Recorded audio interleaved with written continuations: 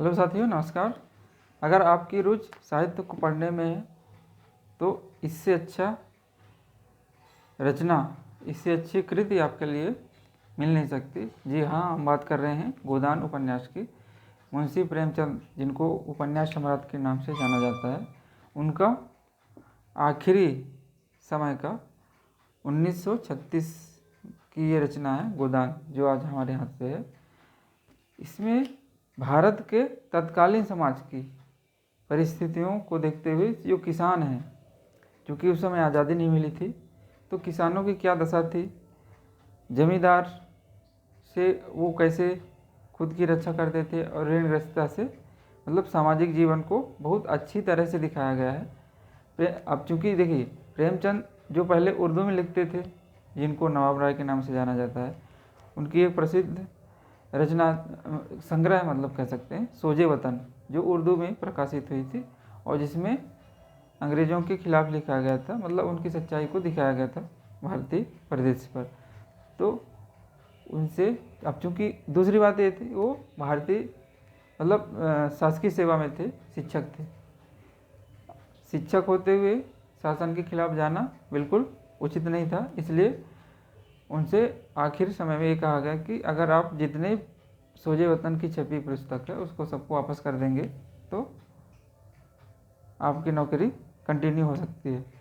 तो उन्होंने सारी प्रतियां उसकी वापस कर दी थी। तो सोजे वतन अभी तक अब नहीं है, लेकिन उसने इतना कवर कर लिया था तत्कालीन समाज को कि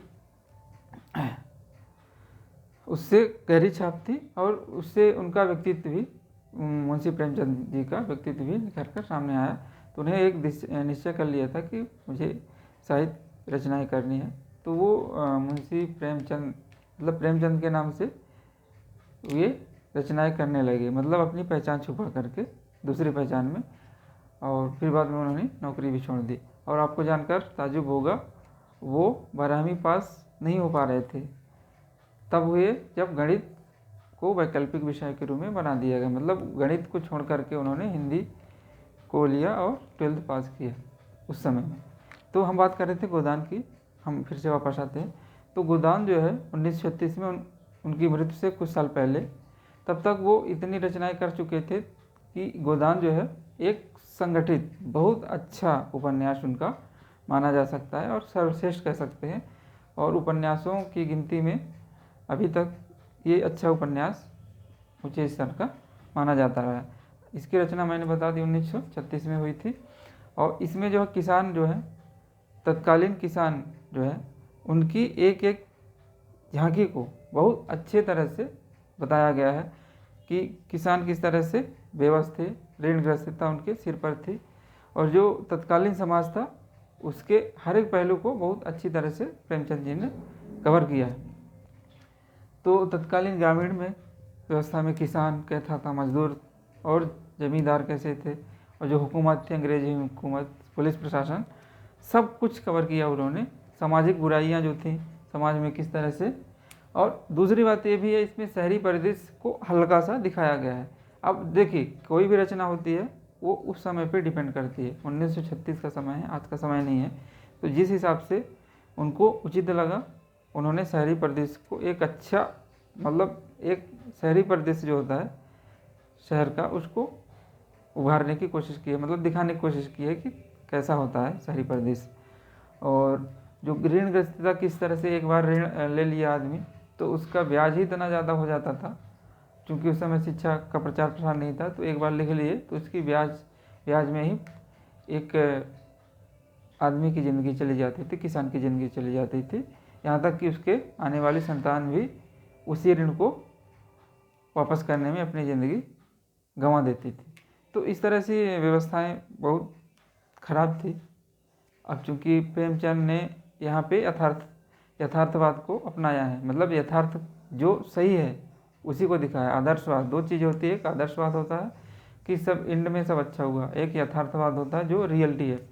तो उन्होंने इस उपन्यास के माध्यम से, इसमें होरी इसका नायक है, मैं आपको बता दूँ, होरी राम जो किसान है, तो होरी के माध्यम से सारी कथा, होरी एक किसान को दर्शाया गया है, और अंत में उसकी मृत्यु तक हो जाती है लास्ट में।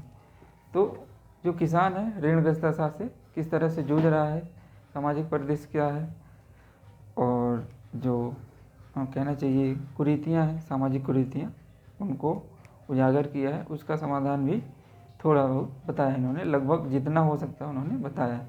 तो आपसे ये रिकमेंडेशन है कि आप इसको एक बार ज़रूर पढ़िए। आप कुछ भी करते हो, मैं नहीं जानता हूँ आप क्या करते हैं, लेकिन ये पुस्तक एक बार टाइम निकाल के आप पढ़िए, तो अतीत और वर्तमान को आप जोड़ पाएंगे कि हम कहाँ से शुरू किए थे, कैसे आगे आगे बढ़ते बढ़ते आज तक पहुँच पाए हैं, और किसानों की दशा अगर आज समय में ये है तो इसका इतिहास में क्या इम्पैक्ट, मतलब इतिहास से हम क्या सीख सकते हैं, इतिहास के कारण वर्तमान किस तरह से प्रभावित हुआ है। तो ये सारी चीज़ें आपको सीखने को मिलेगी।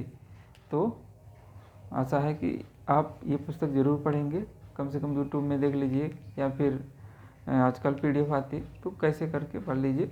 बड़ा उपन्यास है, तो अगर आप बुक ले लेते हैं तो उससे अच्छी कोई बात ही नहीं होती है। तो मिलते हैं फिर जल्दी, नमस्कार।